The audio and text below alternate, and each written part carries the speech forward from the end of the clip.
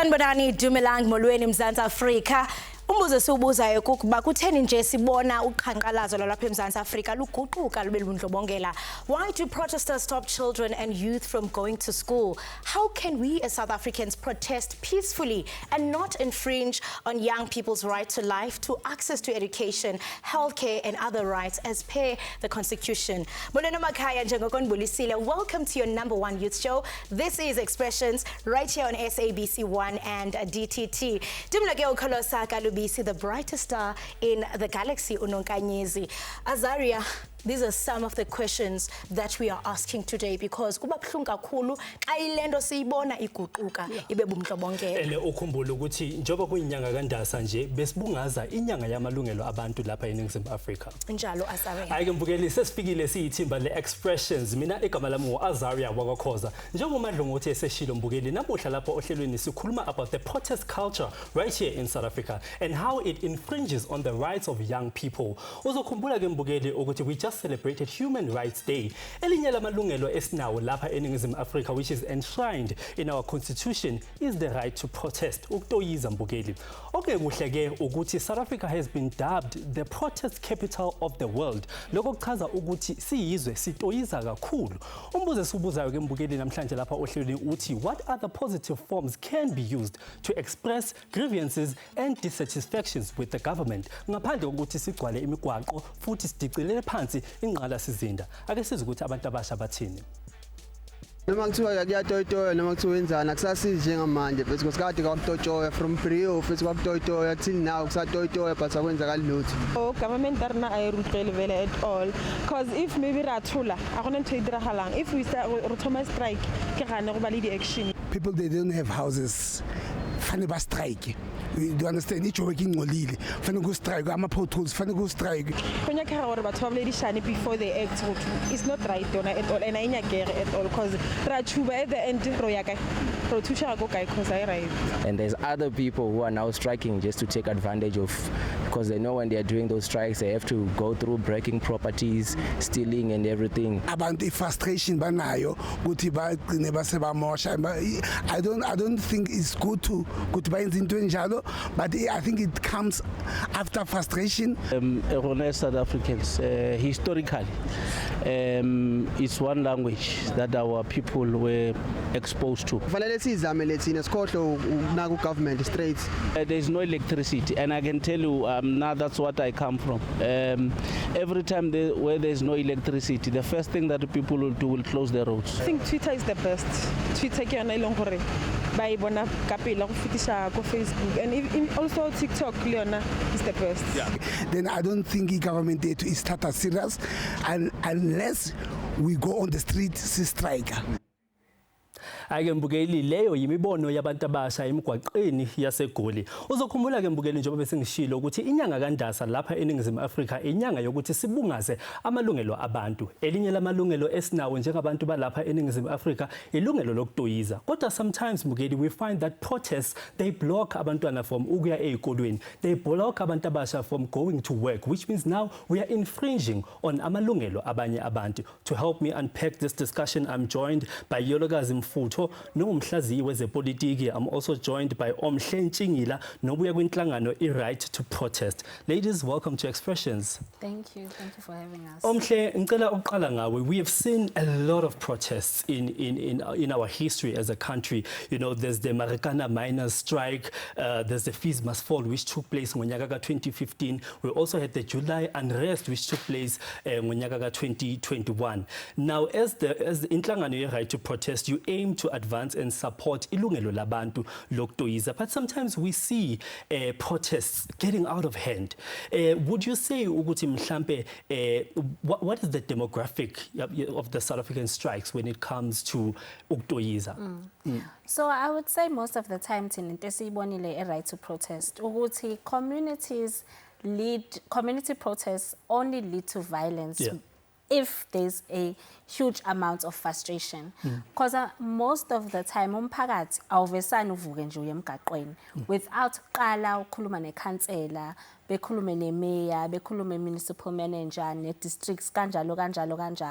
But because amalungelo abantu awaziwa, but namazwi wabo ayasuppresswa in communities. That's when then communities go onto the streets and then they protest. But protests that we see become violent are really, really rare, and they come at the last resort of their frustrations. But most of the time, it's only because amalungelo abantu awanakekelwa in emphakathini, service delivery, we hardly see it, schools hardly get developed. So most of the time, it's usually community members, parents who are really protesting for better lives, not only for themselves, but the collective of the community. I guess we have umelana nomunye wabantu abasha that we just saw ku-insert yethu oshoyo ukuthi sometimes it's just a frustration because abantu basuke sebekhathele okuloku becomplaina idingo zabo which are not met. Yolokazi, you know, there's a huge strike that was happening esifundazweni sase Limpopo where we saw the community yase Vuwani, you know, they had to be moved to a different district and now they were fighting and then abantwana abakwazi ukuya esikolweni. Now, do you say ukuthi when such things are happening and other people's rights are being infringed on, it defeats the purpose of Uktoyiza? Good afternoon, Azaria, and also I'd like to thank you for the opportunity, particularly in this month of March where we're celebrating human rights. And maybe to take it back, protests in South Africa are historical. And we've seen that protest has delivered, service delivery has managed to push officials to do work to develop communities. So protests, as Omhle did say, they are not necessarily something that people just do it frivolously. Don't wake up at home and decide, let's blockade the road, we don't have things to do. It's a result of frustration and also deadlock in discussion. So what happened in Limpopo, it was a demarcation protest. People do not want to be moved to a particular district.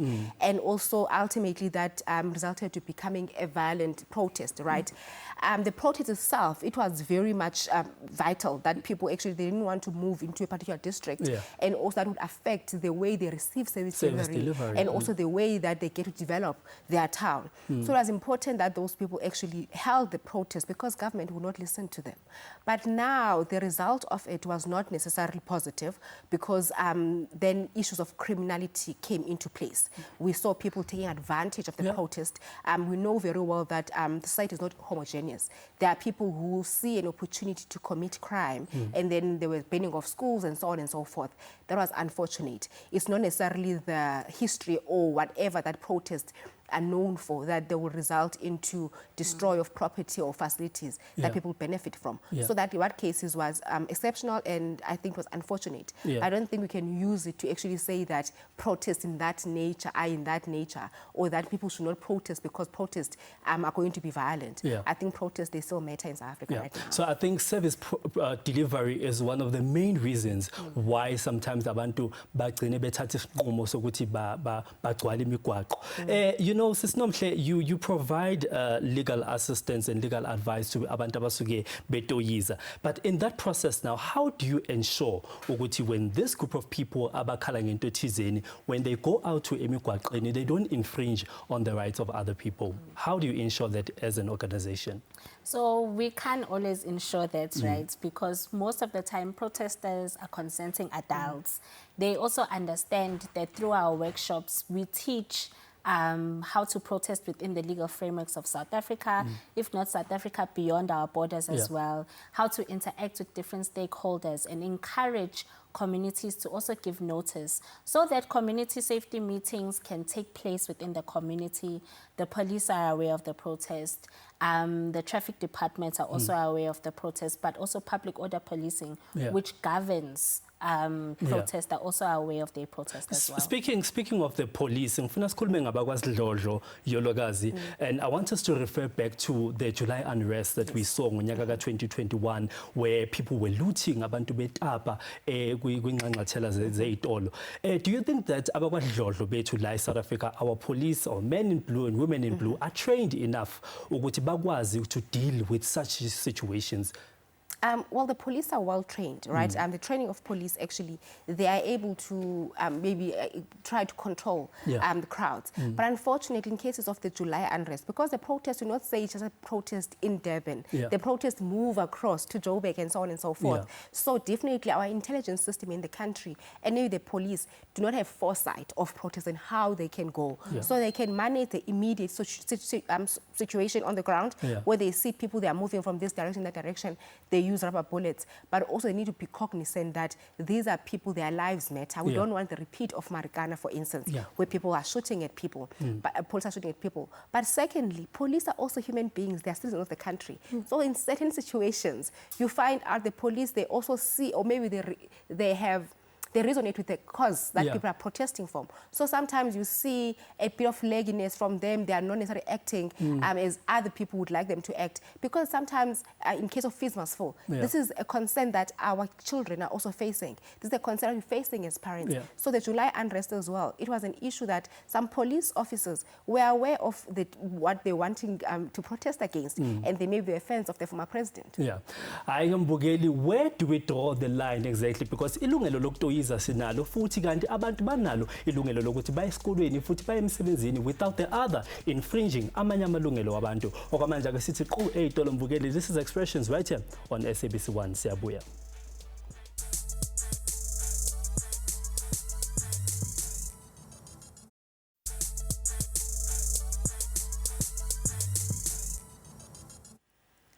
Welcome back, Mbugeli. You are still watching Expressions right here on SABC 1 and DTT. Up against Africa, a strong protest culture exists within education, stemming from historical inequalities and ongoing struggles for access of education, quality and transformation, often manifesting, Mbugeli, in student protests like the hashtag Fees Must Fall and hashtag Roads Must Fall. Joining us in studio is one of the leaders of the hashtag Fees Must Fall movement, Ubusi Siabe. Busi, it's great to have you. Thank you so much for joining us on this very important discussion. Thank you very much for having me. And Busi, we know that as an Ababacha, taking to the streets and protesting, it's one way of expressing our concerns and frustrations. But it's so sad that, you were also part of the hashtag Fees Must Fall movement back in 2015. Years later, we still see students grappling with the challenge of access to affordable education. And there have been many protests since 2015. Taking it to the street, is it effective? Does it work on our favor? So firstly, it's important for us to understand that protesting is a constitutional right that we share as South Africans, and it's an important constitutional right that we must all exercise and participate in. And when we look historically, we understand the fact that protests have been very beneficial for our society in the sense that they are part of the reason why we have a democratic South Africa today and why we are called, to some extent, for some of us, the born-free generation. And it is through protest action that we have been able to establish and to enjoy some of the fruits and the labor of this democracy. And when young people engage in protest action, it is to a large extent a continuation of protest action that has been happening since the dawn of this democracy and even during the apartheid era. So when you look at movements such as the Fees Must Fall movement, for an example, this is a continuation from the 1976 struggle, right? When you look at even the struggle heroes that we have, from Chris Hani to Steve Biko to Unomzamo herself, you'll understand to a large extent that they were young people who decided to stand up and fight for what they believed was necessary and right within society. And the current socioeconomic conditions that we are facing as South Africans necessitate us to be boots on the ground as opposed to just being social media activists and hashtagging all the time. And with what you just said, it is important that, as young people, we really stand up and exercise our constitutional right, as you say. Now, I want us to do a comparison to international protest, because, this is quite a complex issue. And, as a young person, I'm sure you've seen the Jeans Revolution in Belarus, the fight of the Cuban descendants, and internationally, the Extension Rebellion and School Strike for Climate. It was a very peaceful protest. Do you think that the relative lack of peaceful protest here in South Africa, does it perpetuates the stereotype that, I mean, South Africa or South African youth is prone to violence? I definitely say that when you look internationally and look at protest action internationally, and even in South Africa, they always begin peacefully. And what happens then is that the violence that is introduced within protest movements is as a response to state violence. So when you think about violence, you must always think of it as a response to something as opposed to the initial action that people want to undertake or engage in. And when you look at, for an example, the Egyptian revolution or the students' revolution in Egypt, you begin to understand to a large extent that how the state responds to protesters determines how they engage. So when you are on the ground and you're being shot by rubber bullets, you're being poured with tear gas, and to a large extent, your response in that particular environment is to do unto others as they are doing unto you. And this is where violence comes into play. And to a large extent, a lot of people also take advantage of protest actions, and nefarious individuals or third parties come into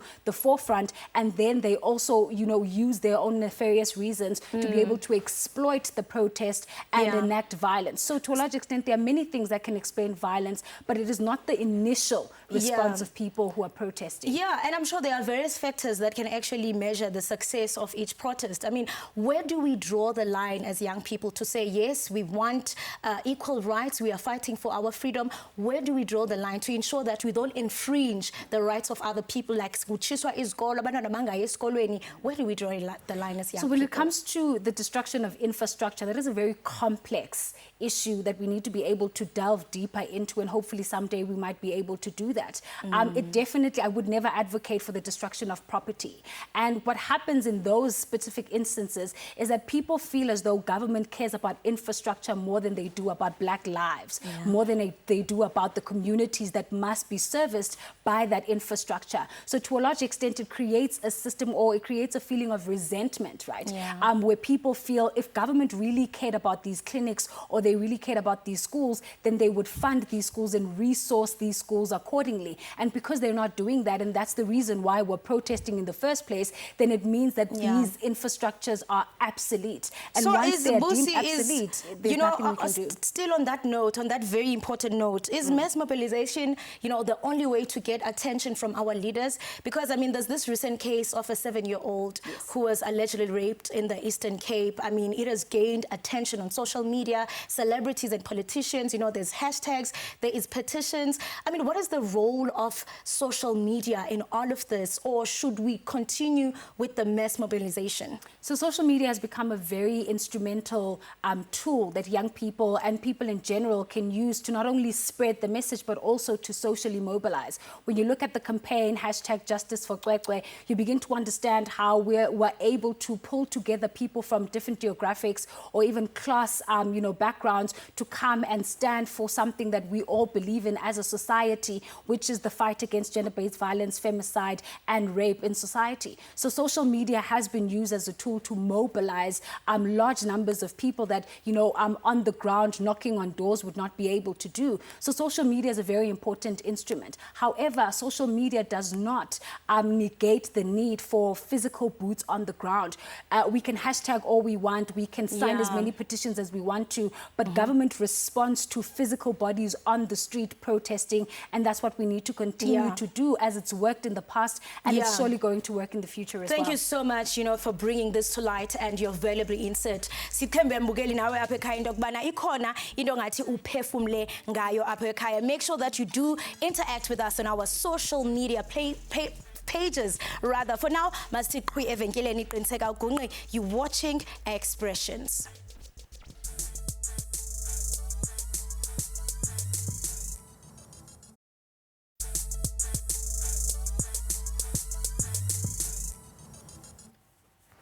Umthethosisekelo walapha eNingizimu Afrika uyasho ukuthi singabantu balapha eNingizimu Afrika sinalo ilungelo mbukeli lokutoyiza. Lokho kubhalwe ku-section 17 womthethosisekelo walapha eNingizimu Afrika. Kodwa mbukeli, nezinye inkathi sijwayele ukubona ukuthi uma abantu betoyiza kudicilelwa phansi ingqalasizinda nokucikimezela mbukeli amalungelo wabanye abantu. Joining me right now in this conversation, I'm still joined by Omhle Ntshingile kanye naye uYolwekazi Mfutho. Guys, welcome back to Expressions. Before we went to the ad break, we had a very insightful conversation with Ubusisiwe Siabe on the other side, who is Ushoshovu Sezemfundo. And she said something very important, Uguti, although we may use social media to protest on social media, to make noise on social media, but our government responds to physical bodies on the ground, you know. So I just want you to tell me, njengomhlaziyi wezepolitiki, and you've observed a lot isimo sezepolitiki la eNingizimu Afrika. Do you think ukuthi mhlambe uhulumeni wethu usejwayele ukuyekelela izinto to the point where people have to take to the streets? Well, thanks, Azaria, for that question. It's quite important. Yes, our government is quite very lenient. They're quite relaxed in their position. They never respond to the concerns of the community on time. As a result, now we see people resorting to actually going to the streets to protest when they want water, they want basic needs, things that the government should provide willingly, because the thing that they are in the Constitution, everyone must get service delivery, right? Yeah. But secondly, government has discouraged people from having committee meetings where councillors should report to the people that this is what we're going to do. We have a budget, we had an IDP, this is what is going to happen in the community. So those meetings are important so that people, when they actually agitated, they want to protest, they actually know what's the plan for the community. And as Busisiwe did say, people don't wake up in the morning and decide, we want to blockade the road, we want to do protest and we want to be violent. They are pushed to that corner because they become frustrated and agitated because of the circumstances they found themselves in. You know, you work a lot with protests in our country. What are some of the positive ways esingazwakalisa ngayo kungagculiseki kwethu our grievances to the government? I mean, we've seen, when we do a bit of comparison with other countries, we've seen the manufacturing industry in China, you know, when they want to, they would overproduce. And then kukhona ishoshovu zokuguquguquka kwesimo sezulu in Sweden, bavele balale emigwaqeni, you know. It doesn't really turn much to violence. Tina mhlambe, what are some of the positive ways that we can explore like eNingizimu Afrika masitoyiza?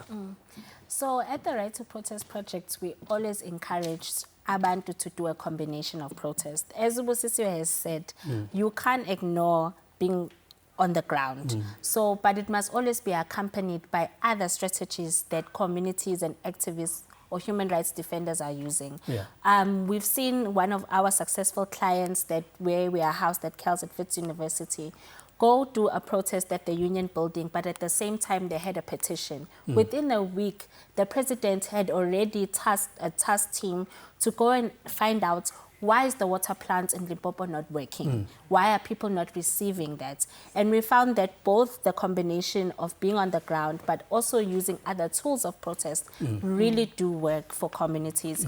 But it really must be something that communities are more educated on, but not ignoring the fact that communities must be heard at the end of the day. Thank you so much. Because of time, we really need to go. Kolosa, that's where we wrap it up. Yes, let's amplify the voices of young people. Sinshia Naye Black labeled and the Oracle with a song titled Forever Yena. Bye-bye.